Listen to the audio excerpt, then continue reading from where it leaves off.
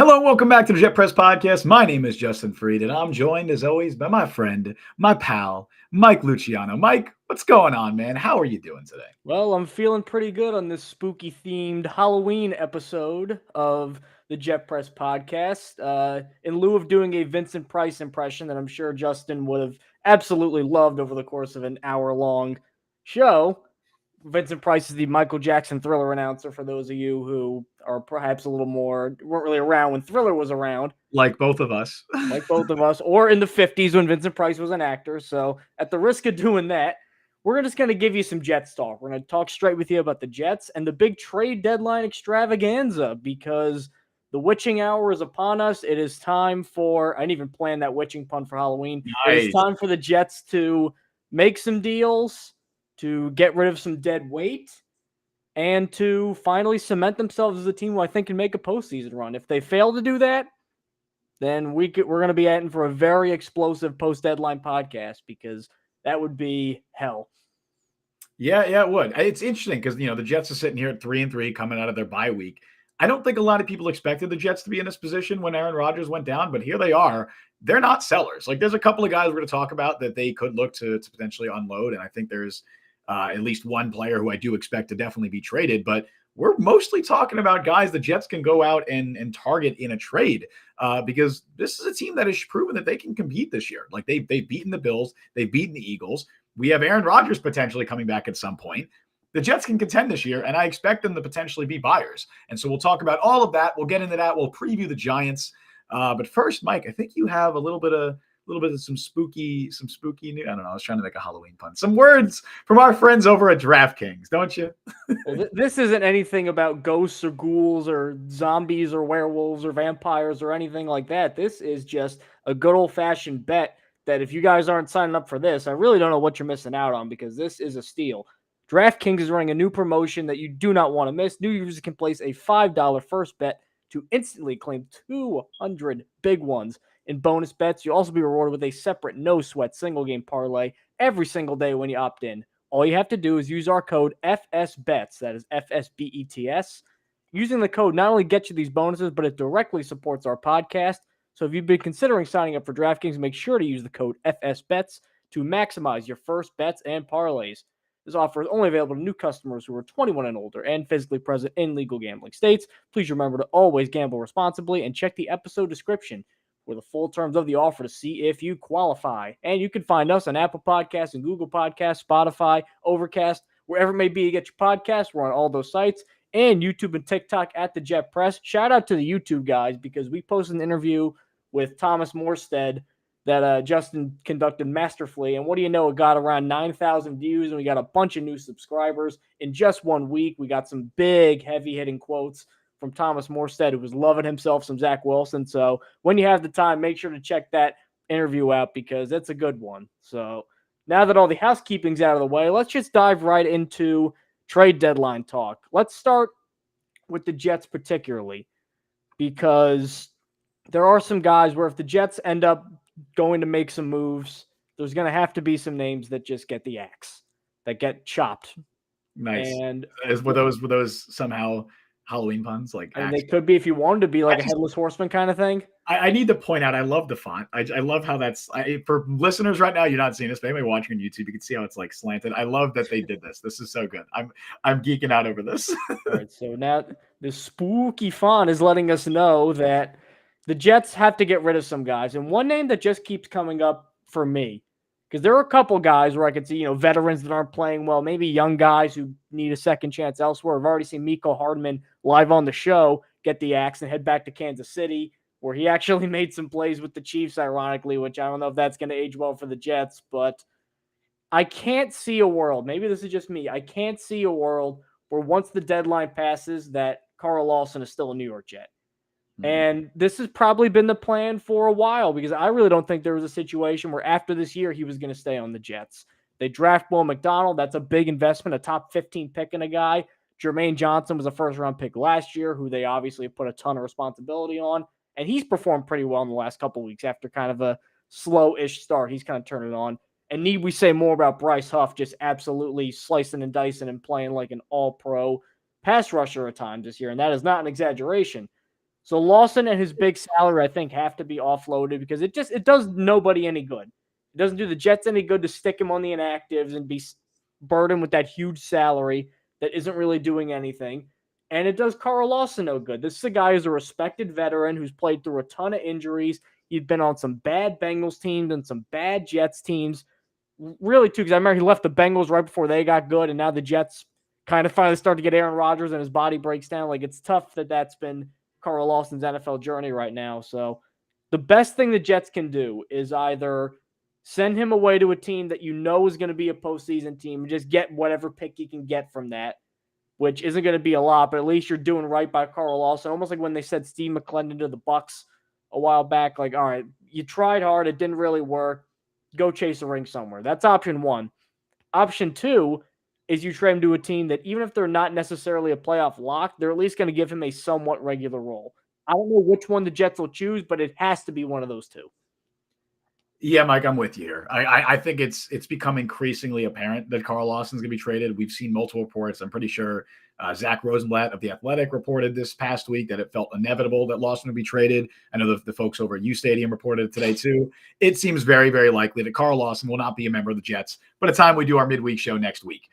And it sucks. Like, honestly, my first thought about it is it just sucks. Like, it's a shame. It really is, because I loved the Lawson signing when they made it. It was one of my favorite moves that the Jets had made in free agency in years. I thought he was very, very undervalued in Cincinnati. And obviously we saw him in that first summer with the Jets. And he was, I think if you said at that point he was the best player on the roster when he was dominating in training camp the way he was, I don't think anybody really batted an eye. I think that would have been a very cold take. Unfortunately, the torn Achilles wiped out his first season. He came back. He did play all 17 games last year, but he clearly wasn't healthy. He had 7 sacks, but he wasn't the version of Carl Lawson that we saw before the injury. There was genuine optimism going into this season that he could return to his pre-injury form. And I was among those that were optimistic. And that's why when the Jets decided to not cut him, because they could have just cut him and saved $15 million, they decided instead to restructure his deal. And they were hoping and they were banking on his health and saying, hey, we believe in his talent. Even with our stacked defensive line, we think he could be a difference maker for us this year. Unfortunately, injury struck again, and he injured his back in some, I forget when it was, but it was sometime in the summer, hurt his back, ended up missing a lot of the summer, and he's clearly just not healthy. Like, he's clearly not healthy. He was a healthy scratch a couple weeks ago. He's played, I think, like 70-something snaps. He has 0 sacks, I think 2 pressures overall. He's just not making plays. He has no role, no significant role out there. And it's become increasingly apparent that the Jets should be giving his snaps to other players. Most notably, Will McDonald should probably be the guy that gets those snaps, but I wouldn't mind seeing more snaps for Bryce Huff because honestly, at this stage, you probably can't play the guy enough snaps because he's just that good. It sucks for Carl Lawson, and I know he's an awesome dude, and I was really high on that signing. I was really hoping that we could see him healthy. We just haven't been able to do it. And I for his sake, I hope he does. I hope he does get healthy, whether it's with the Jets or elsewhere. But it does not seem likely that it's going to be with the Jets. So whether that's maybe the Raiders, I know have been thrown out there a lot as a potential target, especially, there's been a lot of talk about the potential Carl Lawson for Hunter Renfro swap. You rarely see player for player swaps in the NFL, but this is one of those unique situations where the salaries line up and it just does make sense for both teams. I know that the Browns probably could make sense there. Seattle could make sense. I know they just lost Uchenna Nwosu. He'd be asked to play more of a stand-up role, but he's done that before in Cincinnati. So Seattle did just sign Frank Clark, so maybe that takes them out of the running. They did just sign Frank Clark. You're right about that. They have the Frank Clark reunion. Yeah. Maybe Carolina too, if you're saying like, all right, we know he's not good, but you know what, young team, you can still be your veteran guy, and we'll probably play you a little bit. He would get playing time there. I don't know why they'd give up anything for Carl Lawson. I mean, they're not competing this year. And again, I love Carl Lawson, but honestly, I don't see why any team, like, watching his tape from this year, he shouldn't be playing. Like, there's no reason he should be on the field because he's clearly not healthy. Like, the back is debilitating, and so it's unfortunate. But I'm with you on Carl Lawson. I do think he's getting traded. I don't want to say it's like Jordan on the Wizards, but it feels very like Tony Parker on the Hornets or something like that, where they play 1 year for a team you don't recognize. You're like, oh man, this is bad. Just call it quits. It's honestly, like, this is the band that had like 2 number 1 singles, and now they're doing county fairs and stuff, and you're like, man, like this is no good. You know who else that reminds me of, Mike? Dalvin Cook on the Jets, which could lead us into another player. Dalvin Cook at least had a couple number 1 charting albums. He had then some wild and crazy tours and 83s took everything down. That's at least a different story. Dalvin Cook is a more gradual decline. And True. but still, Dalvin Cook, though, I don't know if you're saying the Jets could maybe move off Dalvin Cook. Like, I could see why that'd be the ideal situation, but who would want Dalvin Cook to the point where they give up assets for him? Like, all right, even if they get an improved Dalvin Cook, where he's not what he was with the Jets and he's not what he was with Minnesota, but he's somewhere in between, which is still probably possible. Like, he hasn't obviously been setting the world on fire the last 2 weeks, but he looked better than he did early on. And I do think there's some credence to Robert Saleh saying, like, the first few weeks are almost his preseason just because he signed so late and he had to learn the offense so late, which is, those are things you got to do. They're important. You can't just go out there off the street and play well, unless you're Baker Mayfield against Josh McDaniels, which, God, I hate Josh McDaniels. But, like, those are real things that all impacted Cook. So, yeah, there's a chance that you could sell yourself on, all right, maybe he's getting better. Maybe he'll be like a 4 yards per carry guy and he'll have one big breakout run, and then that's Dalvin Cook. Yeah, but also, I can't get those EPA stats out of my mind where it's literally the difference between the Jets being like second with Breece Hall and 40th with Dalvin Cook. Like, that difference is so stark. And I know EPA is kind of a wonky stat to some degree, in that a lot of it, I think, for individual players, it can sometimes be tough because it takes into account the offense as a whole. That's why Zach Wilson has actually has a worse EPA per dropback than he did last year, even though he's clearly better this year just because there's been a lot of offensive struggles around him. Like, I can't get those numbers out of my head. And the film backs it up. Like, you guys are smart Jets fans. You guys know, watching Dalvin Cook, what a limited player he is right now. He doesn't have the breakaway speed. He doesn't have the one-on-one elusiveness that he was like top 5 in when he was in his prime in Minnesota. Like, if somebody just said, all right, we'll flip you a 6th round pick or something like that, just because we need a body to get maybe 5 or 6 carries a game, maybe they could do that. But I don't see the appeal in that for really either side, because then the Jets are just admitting defeat with the Cook signing, and then the team who's getting them isn't getting the Dalvin Cook they thought they were. Like, I just don't see a path to anybody going, if we get Dalvin Cook, that'll change our offense. Like, if you're thinking that, then leave your job. I think my take on it is, if some team is willing to trade for Carl Lawson, they should probably be willing to trade for Dalvin Cook, because both of them are providing about the exact same right now. Like, that's kind of my take on Lawson, I guess, more than Cook. I do think and look, I've been Dalvin Cook's number one hater on this podcast since day one, right? I have been Dan and Chat saying Dalvin looks like Emmitt Smith, and that's a Steelers commercial. Oh God. Emmitt Smith's moving better. He's 50, for crying out loud. Honestly, yeah. I've been Dalvin Cook's number one hater on this podcast since day one. I do agree that I think the last couple of weeks he's looked marginally better, which is not saying much, because he is still ranked last in the NFL in rushing yards over expected per attempt, which I believe he also ranked last in that category last year. But I think he has looked marginally better. And I don't think it's going to be a situation where you get anything of value. You're not getting a 6th round pick for Dalvin Cook. And I know fans will be like, oh, that's value. Yeah, that would be value for Dalvin Cook. I mean, they basically gave Mecole Hardman away for free. It'd be the same thing with Dalvin Cook. If they're trading Dalvin Cook, it's a swap of like 2029 7th and 6th round picks. Like, they're even allowed to trade that far in the future. I mean, realistically, it's probably like 2025 or something like that. But I'm just going to be exaggerate here and say that they're swapping 2040 7th round picks. That's what they're doing here. Like, it would just be saying, yes, like you said, admitting defeat, saying, hey, Dalvin Cook's bad. Because look, what Robert Saleh says to the media today, I don't care what he says. They're watching that same film as well. And I think their actions speak louder than their words. Even though Saleh said, oh, Cook's looked better the last couple of weeks, he's played fewer and fewer snaps every single week. He had like 3 touches last week, which is the fewest he's had all year. There's a reason for that, because the Jets are watching the film and they know how much better every other running back is on the roster than Dalvin Cook right now. And that includes Michael Carter. I don't know if it includes Izzy Abanikanda, because they still refuse to play him.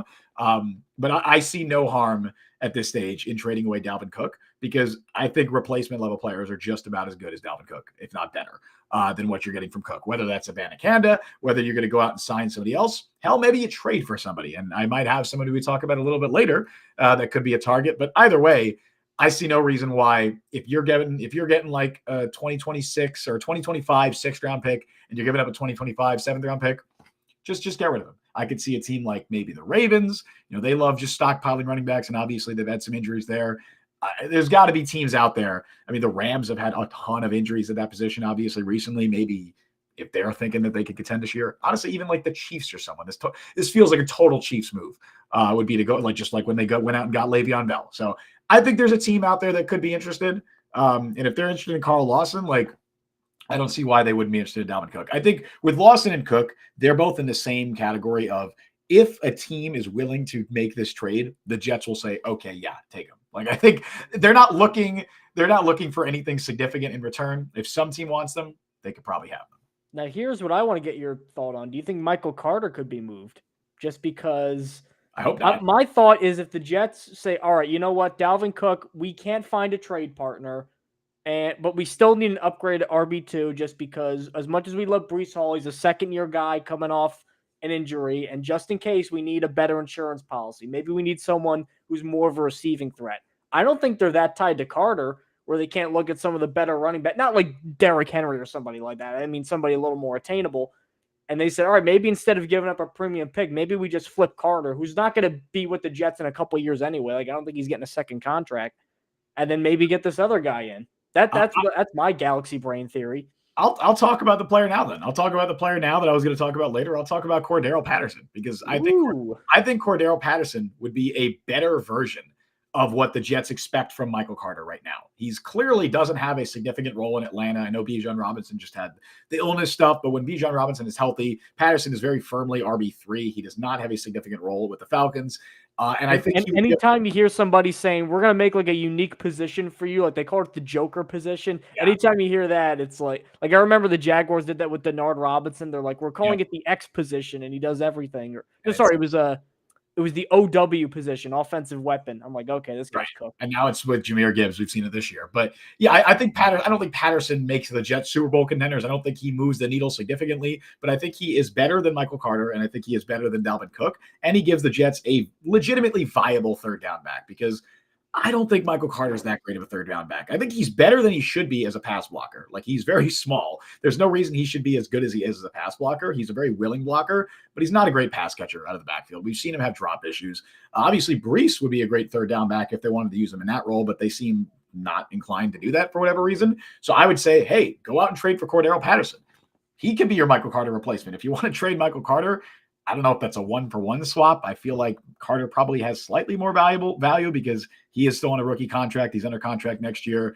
I don't know what the exact compensation will be on that, but hell, if you want to go out and trade for Cordarrelle Patterson, whether that means you're getting rid of Carter, whether that means you're getting rid of Dalvin Cook, I don't really care. I think that's an upgrade behind Breece. And if Breece were to miss any time at all, God forbid, I'd be more confident with Cordarrelle Patterson than I would Michael Carter and Dalvin Cook.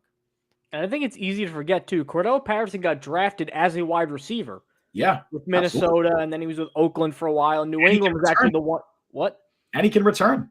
He can return. I think New England was actually the one who kind of converted him into being a running back because they realized, all right, this guy's not running routes well, but when he's got the ball, he's tough because he's so big. He's like 6'2", 220. Like, I think I got to credit Bill Belichick actually for figuring that out. But yeah, the receiving talent is where I really think Patterson could be a huge improvement because even if it's just running a couple dump offs or a couple extra slot routes, like Dalvin Cook doesn't do that right now. Michael Carter doesn't do that right now.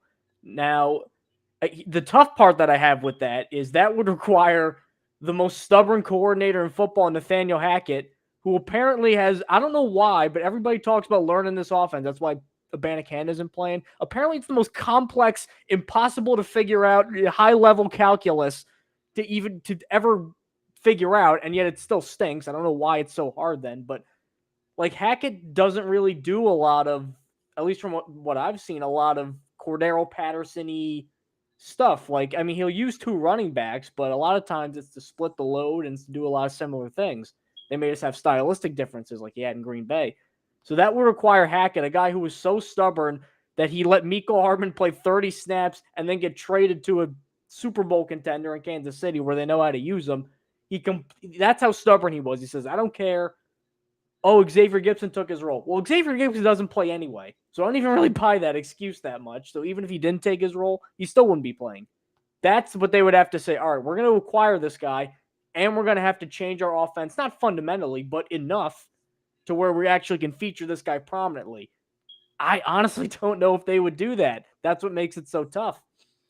I think Hackett deserves some credit for having to completely change the complexion of the Jets offense after the Aaron Rodgers injury. Now, it took him a few weeks to do it. Those first few weeks were rough. They were really rough. And I both of us were on here saying how bad the play calling was, the game planning was, especially against Dallas. It was pitiful. It was bad against the Patriots as well. But he did figure it out eventually. It took him a little bit of time, but I think that they've really found their niche with the 2 and 3 tight end sets, and I think that they've found a good rhythm there. So I don't want to say confident, but I have some optimism that they'd be able to figure out a role for Cordero Patterson. It's the personnel usage, though. It's not putting Gibson on the field more. It's not putting Rucker on the field more. Like, if he didn't do that, why is he going to do it with Patterson?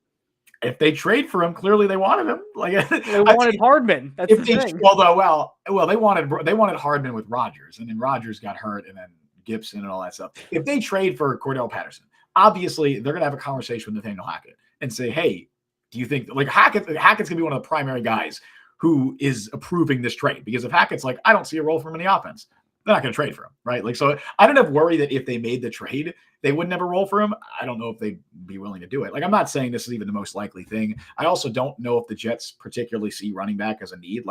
I've come to realize that we have very different perceptions of the Jets roster than Jets do. The Jets love their safeties. I don't love the Jets safeties. The Jets seem to be very happy with their running back depth and honestly pretty content with their wide receiver depth. Completely disagree. I'm not happy with either of those. So I don't know. I think that they may not be super motivated to make the move, but Patterson's one of those guys that no one's really talking about, and it's not running back's not a position that I've seen anybody really mention as a position to target at the deadline. But I would love Cordero Patterson. I think he'd be the second best running back on the roster. The guy who is my number one trade target would immediately be the best slot receiver on this roster is a guy who might get moved soon, and that's Hunter Renfro of the Las Vegas Raiders. Mm-hmm. Now, Hunter Renfro, everybody remembers he was at Clemson forever. Then he has 2 600-yard years, his first 2 years under John Gruden. Then his last year, that was when Gruden got fired and Henry Ruggs and Rich Bisaccia came in. 103 catches for 1,038 yards and 9 touchdowns. Unbelievable numbers for a slot guy who admittedly has a limited route tree. He's not going to burn up the track speed-wise, but goddamn if this guy can't run routes. Then my most hated Josh McDaniels comes in. I'm with you, man. I hate And you'd think Josh McDaniels, if anybody would use a guy like Hunter Renfro, it would be the guy who was Julian Edelman and Danny Amendola and Wes Welker. You'd think that would be the perfect guy for Josh McDaniels. And instead, he had 36 catches in 10 games last season and then 8 for 73 yards this season and no touchdowns. And he's letting guys like Trey Tucker, who wasn't even the best receiver on his college team at Cincinnati, get more snaps at him because Tyler Scott was better than Trey Tucker. So, and Renfro too is now, I feel like things are kind of accelerating. There was a report from Jordan Schultz, old Nepo baby son of Starbucks fortune Howard Schultz. Is that true? I didn't know that. Saying, yeah, his dad is like the guy who founded Starbucks and he has like $5 billion. Oh, dang. All right. Hey, he could do anything he wanted in his life and he chose to do that. That's funny to me. I respect that. His wedding gift was like a $5 million penthouse in New York. His dad got him for his wedding. About Jordan Schultz. What the hell? Because it blew my mind. That guy could be the CEO of Starbucks if he wanted to. And he said, no, I want to go be Adam Schefter. It's just a weird, he could be anything.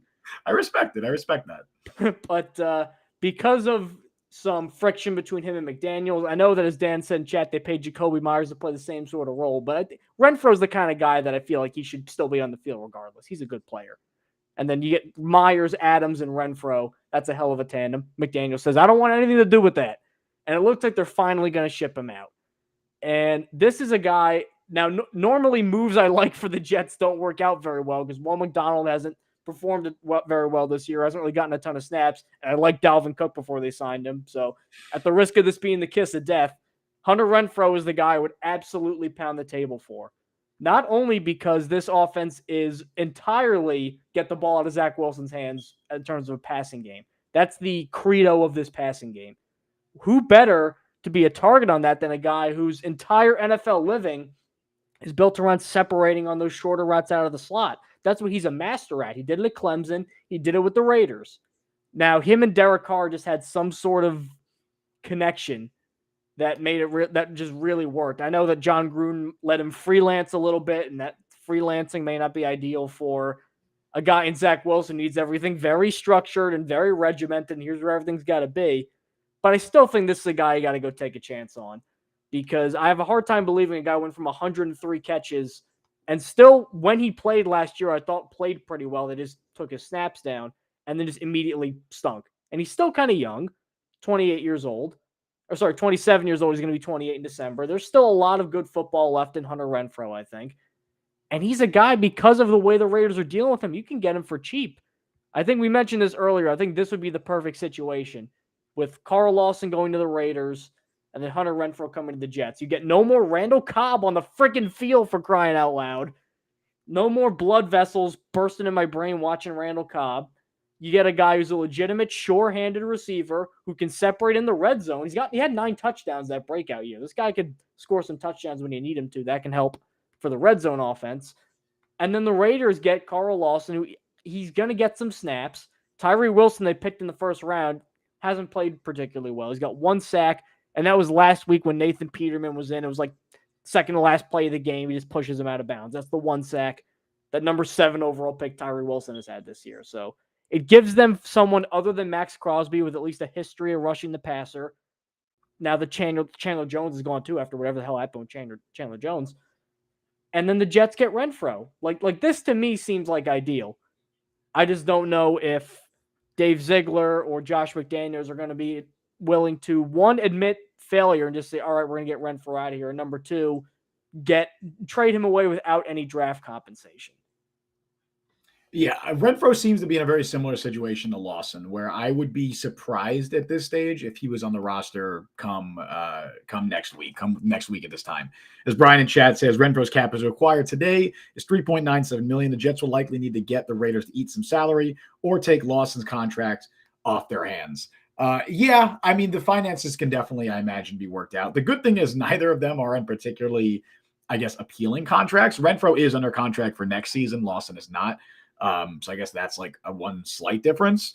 I don't know what Renfro's salary would be next year for an acquiring team, but I'm sure it's not anything crazy. Like I know his cap hit right now is $13.7 million for next year, but I'm not sure what it would be for an acquiring team. I don't know how much. I guess it would depend on how much of that the Raiders take on. But either way, it makes a ton of sense. Like it does make a ton of sense. He had the one great season, so we know that he's produced at a high level before. I don't think that Hunter Renfro is going to be a superstar player in the Jets. I think you could argue he'd be the second best receiver over Allen Lazard, but Lazard has been quietly all right this season. Even if I wasn't a super huge fan of that signing, he's been solid. But he would definitely give them a significant upgrade over Randall Cobb. We don't need to go on the Randall Cobb hate bandwagon because I feel like that was 80% of last week's episode was that. So we don't need to do that again, although we'll probably be talking about a few wide receivers. And just know that we're talking about these wide receivers because of Randall Cobb. Brian in chat says next year is $11.15 million. So yeah, that's 2 receivers over 10 million, and then Wilson, and you got. Again, you could Renfro's contract come off the books after last year. That's what I was going to say. So you won't have to, right. That's not 11.15 guaranteed. So they can always potentially move on from that. I know right now his dead cap is 5.508 for next year, but I don't know what it would be for the Jets. Either way, it'd be a situation where they can move on from him, I'm sure, after the season if it doesn't work out. But yeah, it makes a ton of sense. I've seen a million people propose that idea on Twitter. So if it actually does happen, this would be one of the greatest accomplishments in Jets Twitter history, manifesting a Carl Lawson for Hunter Renfro swap, because so many people have said that. And it'd be really funny if they got that right.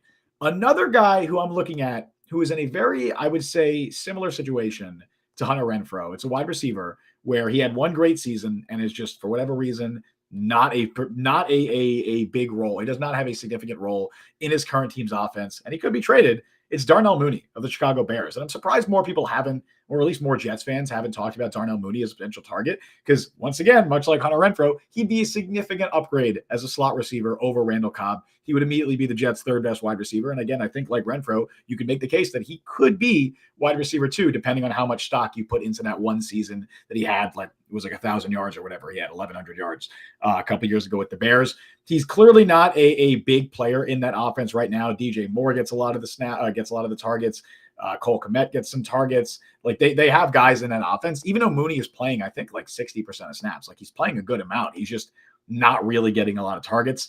He's a free agent at the end of the year. He's still on his rookie contract. So I don't think Chicago is looking to bring him back, especially after they got DJ Moore. They just paid him. It doesn't seem like a situation where they're planning on extending him. So I can totally see him being expendable at the deadline.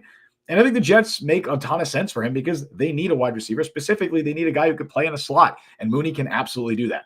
So Darnell Mooney is one of the guys who I think is a very realistic target. Like, I know people will throw out Jerry Jeudy, and I love Jerry Jeudy, but you're probably going to pay like a third or like a fourth and maybe 2/4 to get him. Like, you're probably going to have to give up something of value for him. Mooney, I don't think you're giving up that much for, considering he's on the last year of his deal. It doesn't seem like the Bears are particularly interested in extending him. I think much like Renfro, you're not giving up a ton for him. And so I think it's more realistic that the Jets would go out and target somebody like Darnell Mooney or Hunter Renfro as opposed to a Jerry Jeudy or, we'll throw it out there, a Devontae Adams. It's not going to happen, obviously. I believe that the report has already come out that the Raiders are not going to trade him midseason. Obviously, they're not going to do that. But I can potentially see it happening in the offseason. I think that that's something that we will discuss again on the show at some point, in the future, a Devontae Adams trade. But I wouldn't expect it to happen midseason. But Darnell Mooney, that's someone I'd keep an eye on. I actually, maybe I'm crazy. I think the Bears will bring back Mooney. I think part of the numbers are, I mean, I like Justin Fields maybe more than most. I just really like the arm talent, the athletic ability, but he obviously has had some struggles, and I feel like the struggles of him and Luke Getsy combined are kind of contributing to the lack of snaps from Mooney and maybe an over-reliance on Moore, where they're saying, all right, if your guy's not open, throw it to DJ Moore, and I think that hurt Mooney. I think it'll also be a tougher sell, too, even if they keep Justin Fields or if they get like a Caleb Williams or Drake May. If they have a guy who was a 1,000-yard receiver in the league and then they get rid of him when they get a young quarterback in, I feel like that might be kind of a tough sell for Bears fans. Like, you're getting rid of weapons. I know you might draft some more, but we had a guy and you got rid of him. That might be a little bit of a tougher sell. But you know what it could be like? It could be like, if they do bring him back, it'll be like when the Steelers re-signed Juju a few years ago when they brought him back on that like 1-year deal. I don't think he would get a long-term extension, but like 1 year, $7 million or something, 1 year's $8 million, something like that would probably be right around what I'd expect him to get. Kind of like where, because Juju had that one great year with Pittsburgh and then he failed to really match that production again, similar to Mooney. I still think, and Dan pointed out in chat, they just drafted Tyler Scott as well. So maybe if they're high on him, they'd be less inclined to bring back Mooney. I don't know. Even with that, let's just say that the Bears do end up now getting rid of Mooney. Let's just say, all right, he's maxed out. We don't think he's going to be 1,000 yards again. I definitely could like that move. Now, he's more like a downfield speedster guy, actually. Like, when he was at Tulane, he was a complete vertical threat who would just run by people. So that's a little different from Renfro, because Renfro does not have, I mean, he's fast, but not that fast. And his style of play is totally different. So if you just want a slot upgrade, I know that Nathaniel Hackett's scheme is not so sacrosanct that, you have to say we're going to pick a guy based entirely on the scheme fit and maybe pick the less talented guy based on a scheme fit. But if they're not going to let Zach Wilson chuck it deep, which they've shown no inclination that they're going to let him do that because his accuracy numbers downfield are not kind of what you want, even though he's got the big arm, everything's a line drive, 95-mile-an-hour fastball. There's no real touch. There's no real Russell Wilson moonball, let a guy run under that. He doesn't really have that in his arsenal yet. I mean, he does it on occasion. Like Garrett Wilson was a good throw last week, but not consistently enough. Mm-hmm. That makes Mooney a little bit less valuable, in my opinion. Like, he's definitely good with the ball in his hands, and he definitely has okay hands, I think. But Renfro just makes more sense to me if they just want a guy who can get 5 or 6 targets a game on underneath stuff, whereas Randall Cobb either wouldn't be open or he'd drop it. Hunter Renfro will be open, he will catch it. So I think that might be why they end up going for Renfro over Mooney, because it's just, there's less learning you got to do. There's less change that's got to happen. But I wouldn't be opposed to Darnell Mooney, especially if you get anything approximating 2021 Darnell Mooney, which is the whole reason we have hype for Renfro, was what he did in 2021. Mm-hmm. Yeah, I agree. Honestly, there's more wide receivers out there. There are more wide receivers available than people realize. Like, I want to play a little game really quick, Mike. Okay. I have a list of a few wide receivers that, or at least I'll open up to all positions. A few names that could be traded, that could be trade targets. And I want to get your thoughts on them. You can just give a quick yay or nay, or you can give some expanded thoughts if you have them on certain players. Okay. Okay. Let's keep it with wide receiver for now. All right. And we're going to go KJ Osborne of the Minnesota Vikings. What are your thoughts on KJ? Nah. No? Why? He gets targets for volume. I feel like they wouldn't have invested in Jordan Addison if they had confidence in KJ Osborne. That's fair. I think he's one of the more underrated yak guys in the league. Like, I think he's really good after the catch, which is something that the Jets, I think, could take advantage of in this offense. I don't know how motivated they'll be to move him, considering they just won 2 games, and also Justin Jefferson is hurt. So I think that plays a role here. But he is a free agent at the end of the year, and Ezra Cleveland, his teammate, though, who has guard tackle versatility, that's a guy I'd be really. It's tough to trade for offensive linemen because of how few good ones there are in the league, but expiring contract, Vikings might not be going anywhere. Keep that little corner of your book. Keep that one folded over. Keep a bookmark in that one. If Ezra Cleveland is made available at any point, I wouldn't expect only the Jets to be interested, but the Jets should absolutely make those calls immediately because he is a very good young guard. He's a very good young guard. I don't know if he's played tackle in the NFL, but he did it a little bit in college, and he's played both guard spots in the NFL. So he can definitely be a significant upgrade for them, both not only just now, but in the future. Trade for him and extend him long-term. Boom. You have one of the core pieces of your offensive line moving forward. I think the Browns should get him.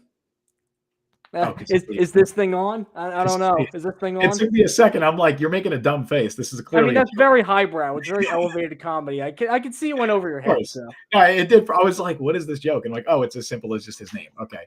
I was like, why? They already have good guards. Why would they trade for Ezra Cleveland? I think Cleveland's a good shout. Honestly, I'll throw out another offensive lineman, and I mentioned him right before the show. And I'm surprised more people haven't talked about him. Daniel Brunskill. Daniel Brunskill is one of my favorite players in the NFL because he's one of the rare offensive linemen who can legitimately play all 5 spots. The Jets lost Elijah Vera Tucker for the season, obviously to the torn Achilles. Think of Daniel Brunskill as basically an AVT light. He can play all 5 spots, and he can play all of them at a pretty high level. He's currently with the Tennessee Titans. He spent the first few years of his career with the Niners, so he has experience with Robert Saleh. He's played in a very similar offensive scheme in San Francisco. I think he'd be a great get. Right now, he's starting at right guard for the Titans, but the Titans aren't exactly going anywhere, and he's on a pretty cheap, I think it was a 2-year deal they signed him to this offseason. I think he can immediately come in and start somewhere, and if not, he is the best 6th offensive lineman in the NFL. He is everything you want in a 6th offensive lineman, kind of like Patrick McCary with the Ravens, kind of a very similar role to that. I would love Brunskill. I don't know, Mike, what are your thoughts? What are your thoughts on Brunskill? I mean, I like him, but I mean, that whole, he played in San Francisco thing. Well, Laken Tomlinson, I can't get that out of my mind. Again, Laken's been better last couple of years. Brunskill's been good in Tennessee. Brunskill's been good with the Titans this year. Yeah, so Laken was good with the Niners, and what good does that get us? So. Well, Brunskill's been good outside of San Francisco, is what I'm saying. It's not.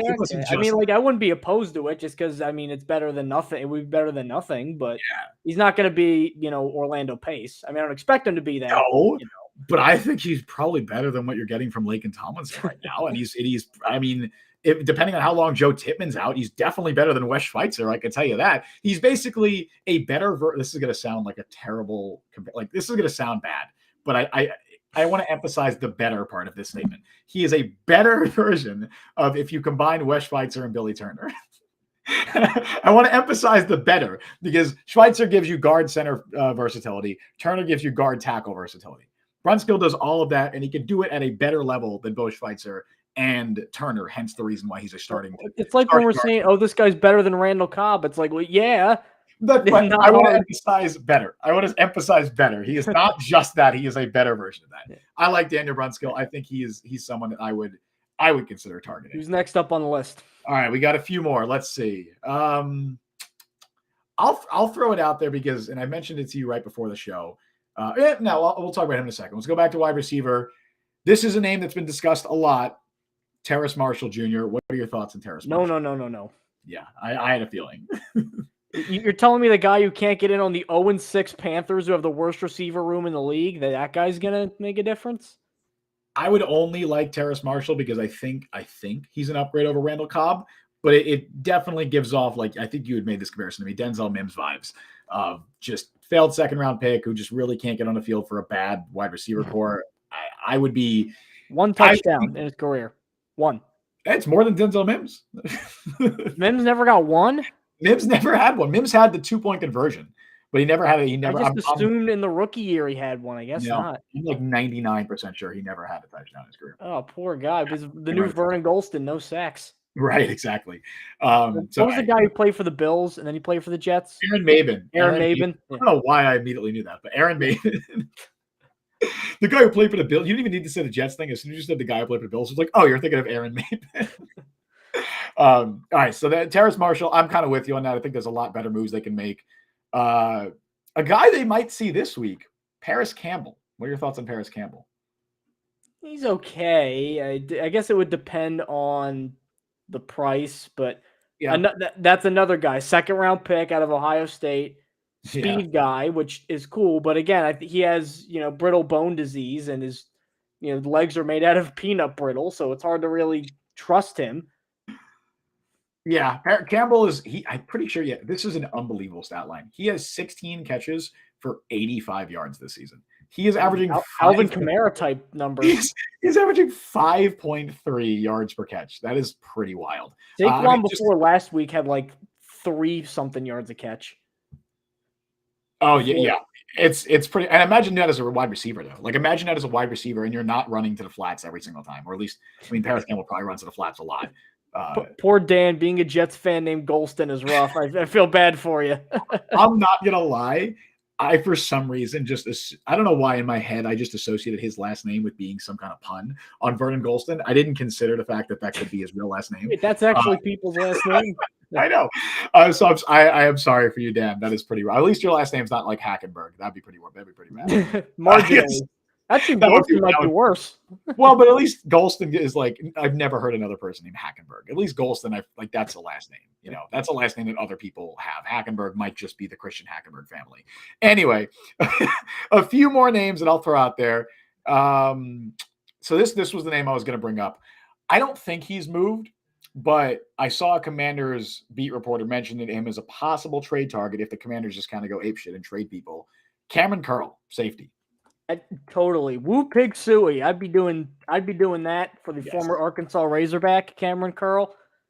I don't know why they'd even put that out there. I mean, he's good, a free agent legitimately. He's a free. It's like the Ezra Cleveland thing. Young player, free agent at the end of the year, hasn't been extended yet. That's the only reason why. Like I think they would extend him. It doesn't make any sense that they would move him, but Montez Sweat's available. Chase Young's available. Why not Cameron Curl?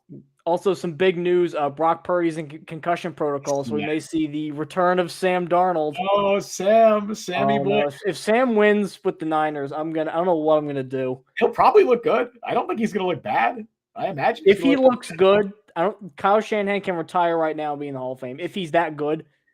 I mean, look, the Shanahan offense can work wonders. It couldn't make it didn't make CJ Beathard look good, but I think Darnold will look pretty good. I think he'll look all right in that offense. All right, few more. I'm going to avoid like the obvious names like Cortland Sutton, Jerry Jeudy. Like I feel like those names are thrown around a lot. I'll go another for a team that already is lacking some of their best picks because of Rodgers. Right. I'll go another Commanders player, and I'll say Curtis Samuel. Curtis Samuel will be fantastic. I think he's been used wrong his entire career.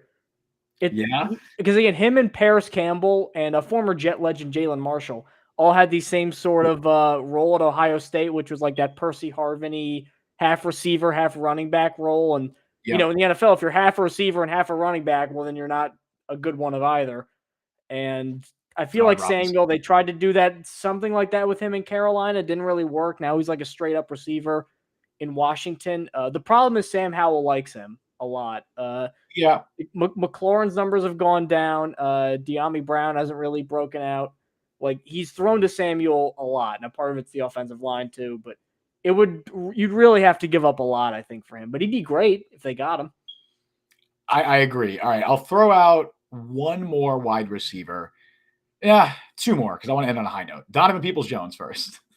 I like Donovan Peoples-Jones a lot. Okay, all right. I thought you were gonna be like, no. So I had like a third round grade on him when he came out of Michigan. I thought he was really good. Another thing too, though, is he's just a vertical guy. He's like an Alan Lazard, go up and get it guy. I don't know if that's what the Jets need right now. Unless they move Garrett Wilson to the slot full time, and then you get like two big receivers on the end. Which that was my thinking with.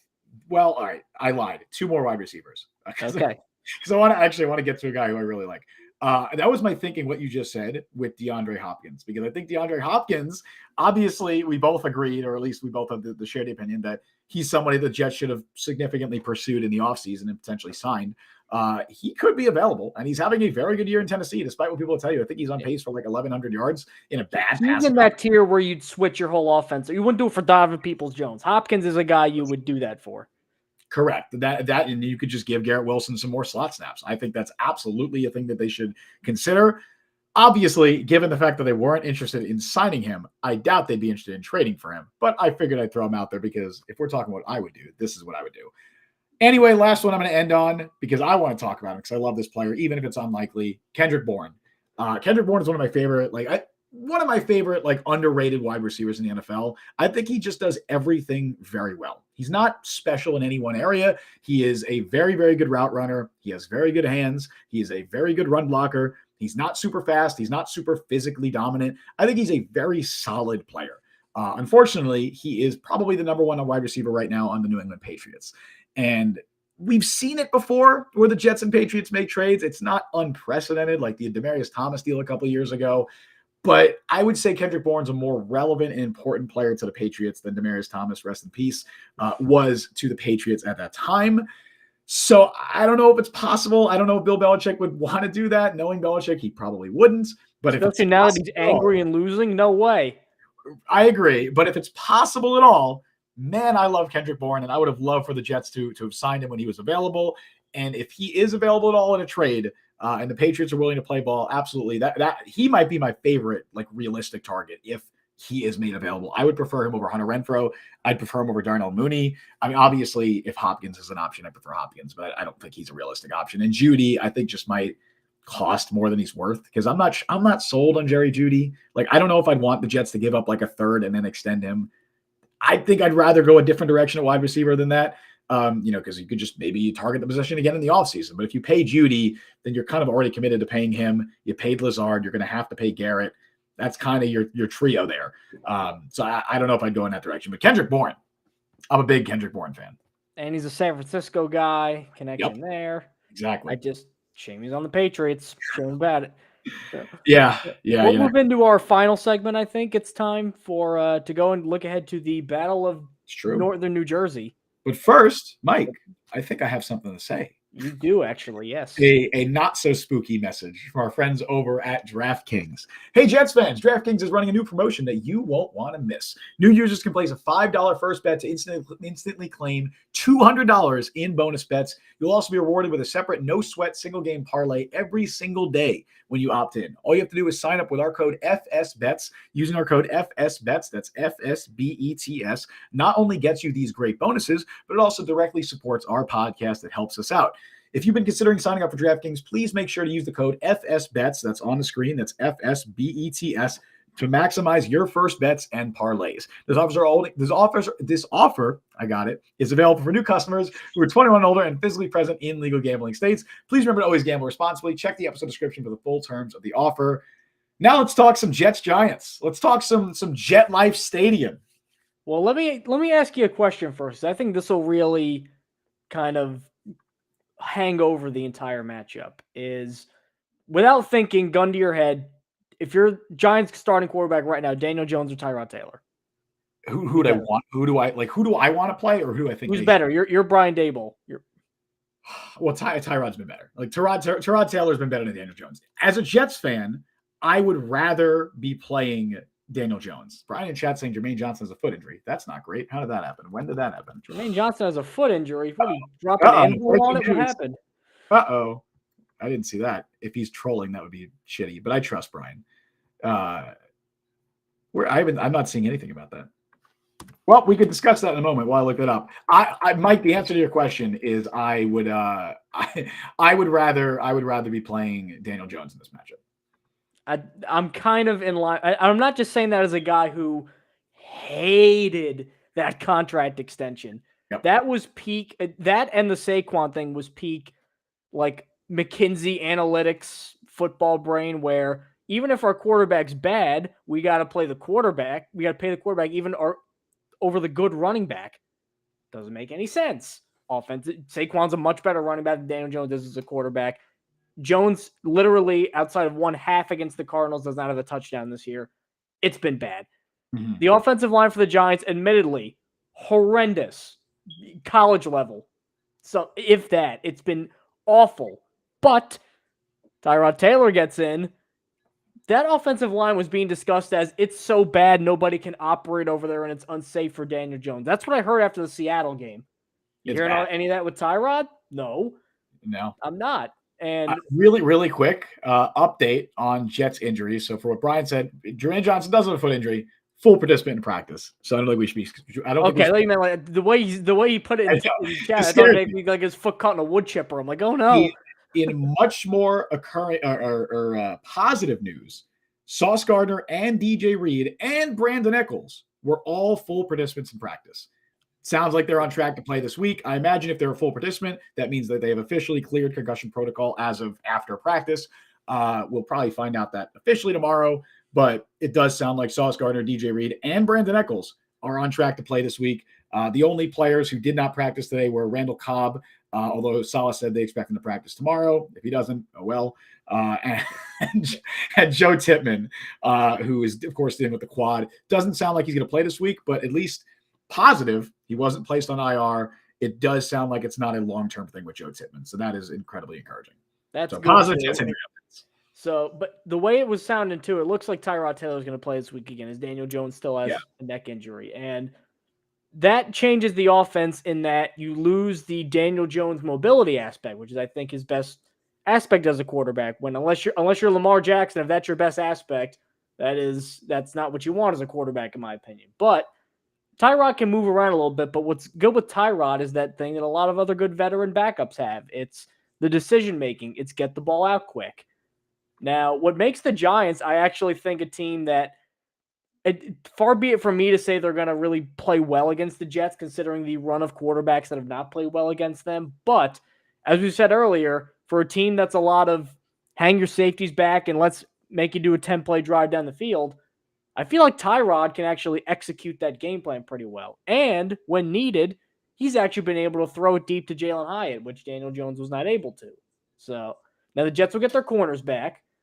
But I think that with Tyrod, you actually got to worry about the passing game like beating you a little bit, because I still think he's a very good decision maker and he's very accurate.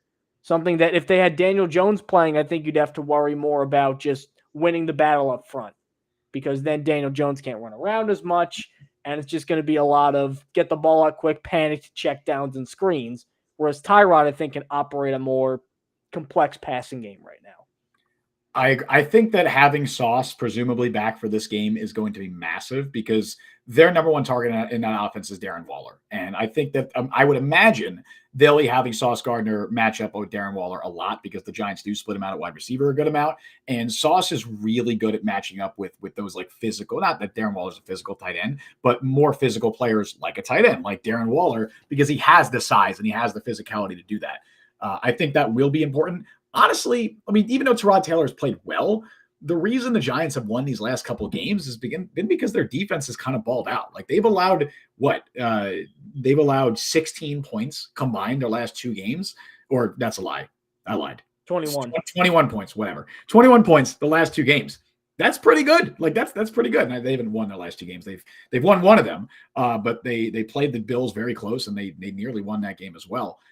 So I think the Giants defense definitely deserves some credit for how they played. And it's not going to be a particularly easy matchup for Zach Wilson and his offense, at least as easy as it would have looked a few weeks ago when that Giants defense was having a rough time. Deonte Banks has played very well for them. They've gotten some good production out of Kayvon Thibodeau this year. Their pass rush is starting to come alive in recent weeks.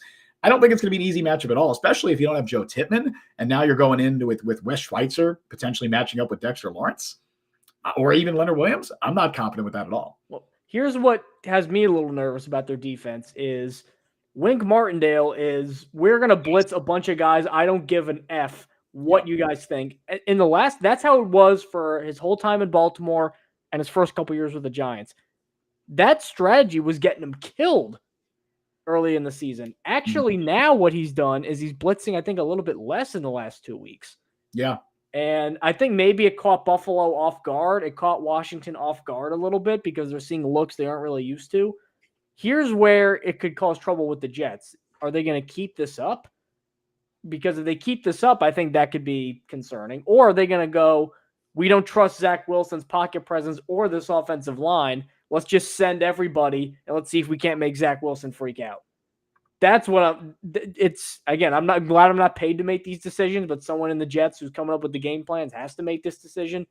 They got to figure out what they think the defensive strategy is going to be for the Giants and come up with a game plan accordingly. Because if they guess wrong in this 50-50 chance, it's door number one, door number two, they pick the wrong one, we may see a lot of Zach Wilson on the move and Zach Wilson hurry throws, which as we can attest to, that's not what you want to see from Zach Wilson because he is not good at that. And the other thing to keep in mind here is the Giants are getting healthier. I know somebody in chat said that, Brian in chat said that Daniel Jones was limited today. We'll see if he plays. But even aside from that, Andrew Thomas and John Michael Schmitz both returned to practice today. So it sounds like both of them have a good chance to play against the Jets, which would be huge for them because probably their two best offensive linemen. Obviously, Andrew Thomas is excellent. John Michael Schmitz is he's looked better than most of the guys that they've thrown out at center and guard this year. So I think that would be huge for them. The Jets obviously have a really good pass rush, and I still think that they will find success against this Giants offensive line, even if those guys are playing. But it is important to note that the Giants have looked pretty solid the last couple weeks. They've looked better, and now they're getting a little bit healthier.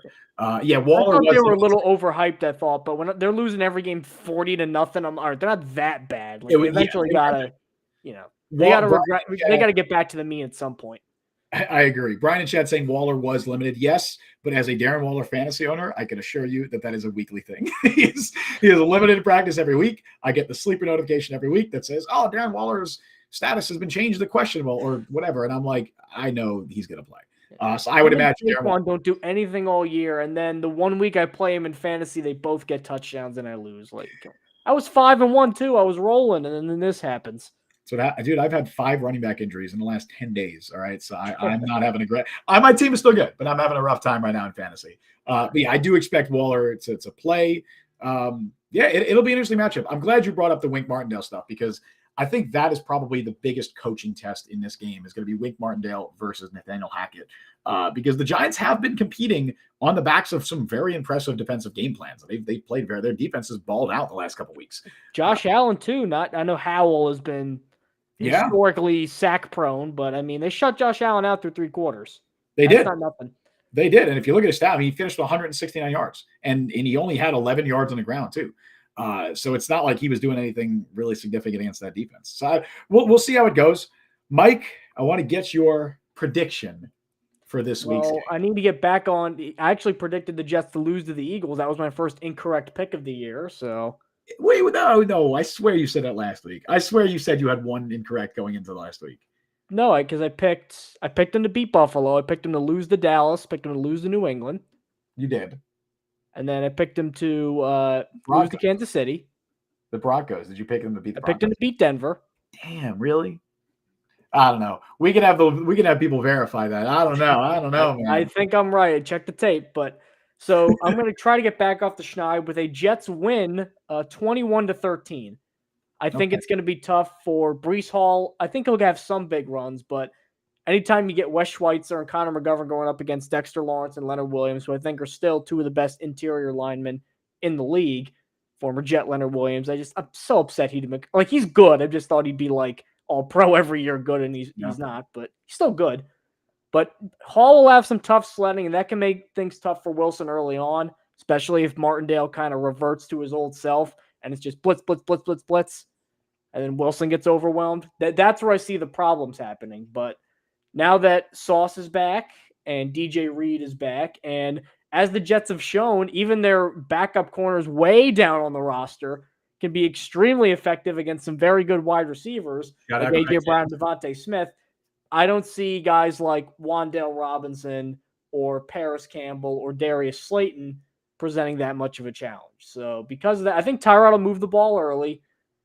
And as much as we said the Giants offense looks better with him, which it does, they've scored 9 points and 14 points in those 2 games. Like it's very, very Nathaniel Hackett, Zach Wilson Jets, where before the 20 they look fine, and then they or before the 30 even they look fine, and then they kind of freeze up when it comes time to score touchdowns. So It'll be a low-scoring, old-fashioned slobber knocker, I feel like, just because I feel like that's out the way either of these teams can win at this point. But I think the Jets just have better personnel in some key areas, and that'll take them over the top.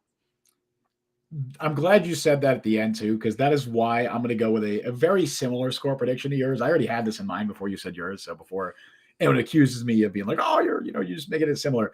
I'm going 20-12. So you said 21-13. I'm saying 20-12. I'm just saying these teams aren't scoring touchdowns. Like I think it's going to be a field goal fest specifically for the Giants because, like you said, their red zone offense has not been good, and they're facing one of the best red zone defenses in the NFL. And the Jets, I think we're going to see ultimate bend but don't break Jets defense this week. I think we're going to see some Wan'Dale Robinson underneath touches. Maybe he takes a crosser for 20 yards. Darren Waller gets his targets. Jalen Hyatt, as Brian in chat says, preseason folk hero Jalen Hyatt. Maybe Jalen Hyatt will have his first catch on Sauce Gardner, and the Giants fans can really celebrate. Unlike that incomplete pass that they've been celebrating for months now in the preseason. But I think we'll see plenty of that stuff, but I don't think we're going to see a ton of touchdowns in this game. And so I'll say Graham Gano kicks 4 field goals for the Giants. They score 12 points, but the Jets make it 20. They score a couple touchdowns. They get a couple of field goals. Greg Zuerlein has a busy day. Maybe Brees breaks a long run. I could totally see that happening. And then maybe the other touchdown is Zach Wilson. Honestly, Zach Wilson to Randall Cobb. And then I'll have to listen to people on Twitter tell me how valuable Randall Cobb is because he will call 1 touchdown pass. That's what I imagine is going to happen, just to spite me. So I'll say 20-12. Jets win over the Giants. We want Randall Cobb to be good, man. He's just not. I'm worried now that we both picked the Jets to win that because this is not a game. Like, this is not an easy, like, there's no. It looked like a gimme beforehand. Now it's not. It did, and now look at the Giants just beat the Commanders, who are not a bad team by any means, and they nearly beat the Bills, who are. I mean, they've had some rough weeks recently, but they're still one of the most talented teams in the NFL. This Giants team is not a pushover by any means at all, and the Jets are by no means world beaters. I know they just beat the Eagles, but they looked really bad in week 2. We can't forget that they lost pretty badly to the Cowboys in that game. So. I don't know. We'll see. I think it'll be a close game because most games, pretty much every game, except that Cowboys game for the Jets this season, has been close and competitive. I don't want Jets fans and the Jets in general to go in too confident, even though we're both picking them to win. I don't think it's a game that they should look at as like, oh, this is a win. Like they should not be checked off as a win by any means yet. No team that has Nathaniel Hackett wiring in a play to Zach Wilson can count any game as an automatic victory. So. And honestly, that's a compliment and an insult because they've actually looked fine at points this season, but you just never know what you're getting. So with that, we're going to hope and pray that it's the Jets who come up on top in the Battle of New York. You can find us after the game on Sunday. We'll be giving our thoughts on everything Jets-Giants that happens. Thank you guys so much for tuning in. As always, you can find us on Apple Podcasts and Google Podcasts and Spotify and Overcast.